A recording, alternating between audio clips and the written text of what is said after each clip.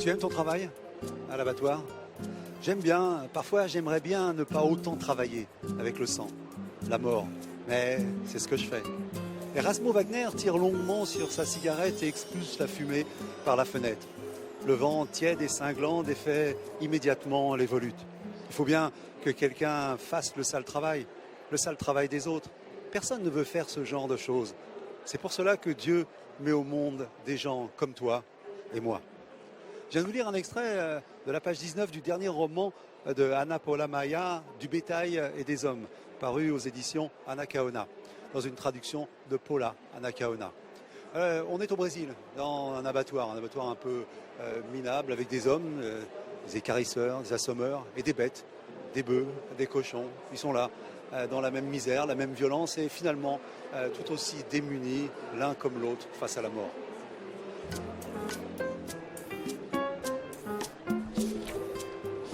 Ana Paula Maia, bon dia.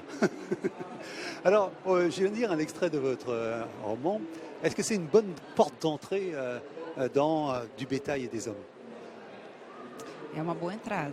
C'est une bonne entrée, oui, c'est une bonne Esse entrée. trecho é o encontro de dois C'est personagens la rencontre de deux personnages participam de outros livros meus, qui participent d'ailleurs dans d'autres livres que j'ai de écrits. Gatos e Homens, de Beth e Et dos Homens, effectivement, des e que não bêtes faz parte et de des uma hommes, du trilogia, bétail et des hommes, mas ele ne é fait pas uma partie d'une continuação, trilogie. Non, c'est la suite, pode-se dizer assim, de pour outros ainsi livros dire, meus. d'autres Eu livres escrevo que sempre j'ai dentro de écrits. determinado Et universo, e os j'écris personagens toujours dans un univers donné. reaparecem Les em personnages outros livros. alors E esse reviennent diálogo, dans des livres ele ultérieurs. Ce dialogue ici, está contido nesse primeiro capítulo. il est contenu dans ce Porque premier ele dá chapitre, realmente, précisément. ele é como se fosse resumo Parce que c'est comme da si ideia do c'était une livro. synthèse de Ele l'idée é du quase que livre. resumo de C'est tudo un peu que une vai vir pela synthèse frente. de Isso é tout uma ce coisa que eu qu'on não lira faço só nesse après livro, plus mas loin com dans le outros livre. livros Alors, C'est também. je vais quelque vous chose montrer. que je fais dans d'autres livres, pas que dans celui-là. Voilà. Dans l'illustration, Joël Cimarron a donné sa vision de cette scène que je vous propose de regarder. Et je crois qu'il a bien compris l'esprit de votre livre, à savoir que la condition animale et la condition humaine se ressemblent énormément dans ce livre-là. Na verdade, En quando eu decidi réalité, escrever quand Ligados e j'ai Homens, era décidé justamente essa d'écrire relação Du tão bétail et des intensa hommes, que j'avais en tête que nós précisément humanos cette temos com relation os si animais, intense né? qu'on a, nous Principalmente autres com les esse humains, animal de avec les abate, animaux. né, o Et gado. surtout cet Porque animal não só nos relacionamos de uma maneira d'abattoir, muito intensa, mas a gente se le alimenta bœuf. desse animal. A Parce gente que non come a seulement carne on dele, l'abat, bebe o mais on sangue. le mange, on E mange eu sa acho chair, isso on en boit le é sang. algo que me Et toca c'est muito quelque chose qui profundamente. E ao m'affecte mesmo tempo a gente tem uma profondément. relação Et também de puis dans le afeto même com temps, o on a gado. une Não é só relation uma relação de se d'affection alimentar dele, mas também de avec le afeto. bétail. Il ne s'agit pas que de se nourrir de lui, un lien d'affection.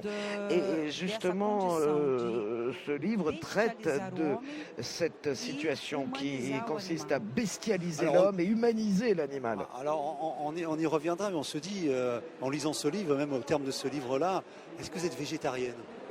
Sim, eu como carne, Oui, oui, mas je enquanto mange de escrevi la o livro, eu não viande, comi carne. mais pendant tout le moment, tout le temps que j'ai Era- écrit mon era livre, muito non, difícil, era muito j'ai terrível pas comer mangé de carne. No viande. período que eu- C'était que très eu precisava difficile, estar dentro de uma cadeia todos os effrayant dias, né, de manger de la dentro viande da alors ficção desse qu'il fallait que je sois matador. chaque Eu jour como dans hoje, un mas na abattoir, época, eu precisei ficar fictivement. sem comer. J'en mange aujourd'hui, mais à l'époque où j'ai écrit, non, j'ai pas pu. On reviendra à cette ambiguïté-là, puisque elle est dans le livre, elle est essentielle même dans le livre. Mais ces deux hommes que l'on voit, ils ont aussi un passé. C'est-à-dire que cet homme qui monte dans la voiture a un passé. Il a tué un homme.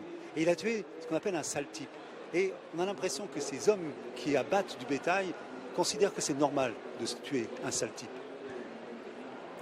Na verdade, eles Bon, não são en bandidos. réalité, c'est Eu pas não des gosto de me debruçar sales gens. muito sobre J'aime pas trop avoir à realidade do réfléchir bandido.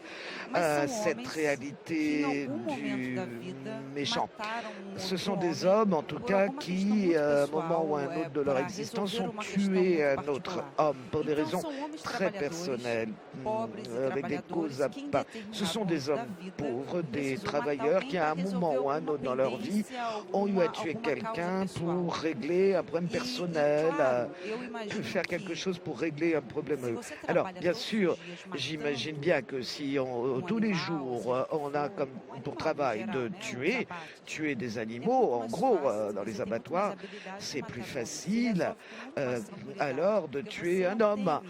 C'est réglé plus facilement parce qu'on n'a plus peur de la violence, de voir du sang. On a à la fois plus peur de la violence et du sang, mais il y a cette image qui représente une scène très forte dans le livre où il y a un assommeur qui lui fait attention quand il assomme une bête à ce qu'elle ne souffre pas, et un autre au contraire qui prend du plaisir à la voir souffrir. Et on va voir que cet homme, ce jeune homme, Zelka, qui prend du plaisir, va très mal finir. Esse personagem Oui, ce personnage, l'assommeur, c'est celui qui tourmente l'animal. C'est une fonction dans l'abattoir que d'assommer la bête, c'est-à-dire qu'il faut faire s'évanouir d'abord l'animal. Parce que quand on le saigne, il faut qu'il soit vivant, sinon ça change le goût de la viande. De là, le fait qu'il a un lien très intime avec l'animal. C'est sa spécificité. Son idée, c'est qu'il souffre le moins possible. Alors, il y en a un, oui, effectivement, le personnage qui est un jeune homme perturbé, qui est assez sadique.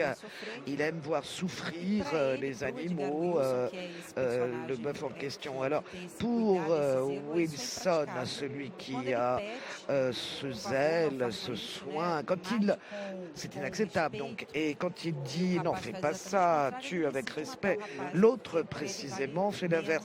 Et c'est pour ça qu'il décide de tuer l'autre.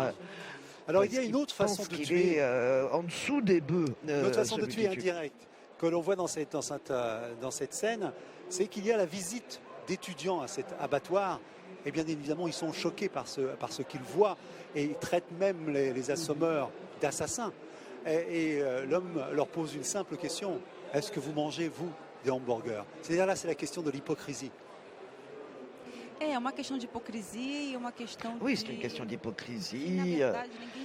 Une question en fait qui est liée à l'impunité. Personne n'est au-dessus de l'impunité. Il y a même un extrait, un moment dans le livre où je dis que tant qu'il y aura des bœufs, il y aura des gens qui voudront les manger.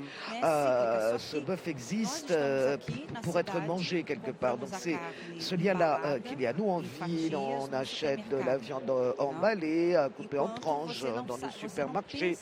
Et on ne réfléchit même pas au fait que ce steak-là, tout emballé, tout prêt, il y a au départ, c'est un animal, un bœuf, et qu'il a bien fallu qu'il y ait quelqu'un pour tuer ce bœuf, pour le saigner, pour le trancher. Bon, il y a tout un processus dans les abattoirs. Alors, je crois qu'il y a peu d'hommes, en fait, qui ont ce courage-là de tuer un bœuf. Il s'agit d'une bête qui pèse des tonnes et des tonnes, et qui a des litres et des litres de sang. C'est pas facile. On va voir que cette hypocrisie, et d'ailleurs vous avez très joliment mis deux espaces, l'espace de l'usine de hamburgers qui est propre, qui est acceptable, c'est un peu la boucherie acceptable, et l'abattoir. Mais il y a dans votre livre, ce que je voudrais signaler, et cette troisième illustration va le montrer, c'est la dimension drôlatique qu'il y a dans votre livre. Ici, il y a une scène qui est difficile à comprendre. C'est un jeune homme qui s'est déguisé, il a pris une peau de jaguar, il a mis des rennes et il a des lunettes. Et on va voir que ça va mal se terminer. Mais surtout, cet homme, il abat des rennes. Et pour tous, c'est extraordinaire parce que cet homme a vu la neige. C'est-à-dire que c'est là qu'on s'aperçoit que ces gens n'ont rien vu d'autre que ces abattoirs. C'est tout à fait ça. Ce personnage-là, Santiago, c'était un tueur de rennes en Finlande. C'est un Brésilien qui y a vécu très longtemps. Donc, son travail, c'était de tuer des rennes. Et puis ensuite, il travaille dans cet abattoir là-bas, donc en Finlande, très à part, très isolé. Et Santiago, lui, il a pour habitude de boire du thé aux champignons, c'est un hallucinogène, et des fois il devient complètement fou. Et un jour, il est complètement allumé, il boit un thé et il s'habite en bête sauvage. Il part dans la forêt et il finit par se prendre une balle parce qu'il est en mode reine, parce que précisément le responsable des terres où il est, c'est un Indien. C'est pas un coup de feu finalement qu'il lui donne, c'est une flèche. Bon, il se prend ce coup de flèche et il va survivre. Moi, je voulais évoquer cette histoire d'abattoir ailleurs, cette image du renne abattu dans la neige, ce sang qui gèle. Et j'avais envie, moi, de ramener cela dans un environnement chaud. Cette paire de lunettes-là est formidable parce que cet homme vient d'un endroit où ces paires de lunettes sont tout à fait usuelles. Et là-bas, c'est une révolution parce qu'ils ne vont plus prendre le sang dans les yeux. Justamente. Essa coisa do sangue C'est ça, précisément. Ce sang dans les yeux, plus du fait que le sang coule dans les yeux, on a une expression au Brésil qui est du sang dans l'œil, mot à mot. Et ça veut dire en fait enragé. Quand on est vraiment fâché, on a le sang à l'œil, les yeux rouges de sang, on va dire. Et moi, j'aime beaucoup traiter de cette ambiguïté. C'est une expression que j'emploie très vite. Mais c'est pour envoyer à ça, cette rage folle, des yeux rouges de rage. Juste une petite seconde, parce qu'on passe beaucoup de temps sur la fin, qui est en même temps très métaphorique du suicide des vaches. Je trouvais ça très très beau. Effectivement, le suicide du bétail. Bon, je me suis basé sur des histoires vraies sur ces suicides. Enfin, des histoires racontées plutôt comme quoi on ne sait pas comment ces bêtes de 20-30 ans se sont jetées dans des failles ou dans des abîmes. Bon, c'est des récits inexpliqués sur lesquels je me suis basé. On va terminer sur une note plus... voilà, revenir un petit peu aux héros d'enfance. C'est Joël Cimarron qui a écrit un conte avec Hansel et Gretel et un petit héros brésilien que peut-être vous connaissez.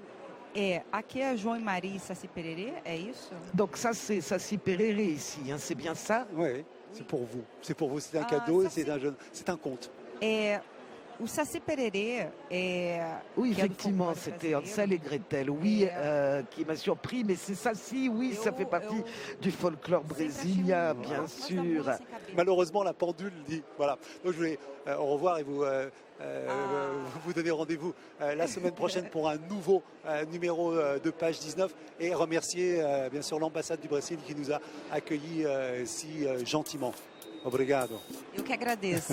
C'est moi qui vous remercie. Merci beaucoup.